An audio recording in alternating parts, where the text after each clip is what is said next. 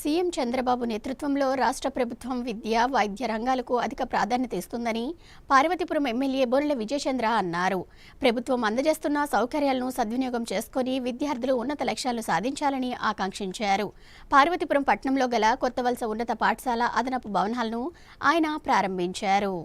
రాష్ట్రంలో కూటమి ప్రభుత్వ పాఠశాలల అభివృద్ధిపై ప్రత్యేక దృష్టి సారించినట్లు పార్వతీపురం ఎమ్మెల్యే బోనెల విజయచంద్ర తెలిపారు. పార్వతీపురం పట్టణంలో గల కొత్తవలస కొత్తపోలమ్మ పురపాలక ఉన్నత పాఠశాలలో ఆర్ఎంఎస్ఏ నిధులు సుమారు 40 లక్షల రూపాయలతో నిర్మించిన అదనపు నూతన భవనాన్ని ఎమ్మెల్యే ప్రారంభించారు. ఈ సందర్భంగా ఆయన మాట్లాడుతూ విద్యారంగం అభివృద్ధి జరగాలంటే కూటమి ప్రభుత్వంతోనే సాధ్యపడుతుందన్నారు. గత ప్రభుత్వ పాలనలో విద్యారంగాన్ని పూర్తిగా నిర్వీర్యం చేశారని, నాడు నేడు అంటూ పనులు ప్రారంభించారు తప్ప పూర్తి చేయలేదని దుయ్యబట్టారు.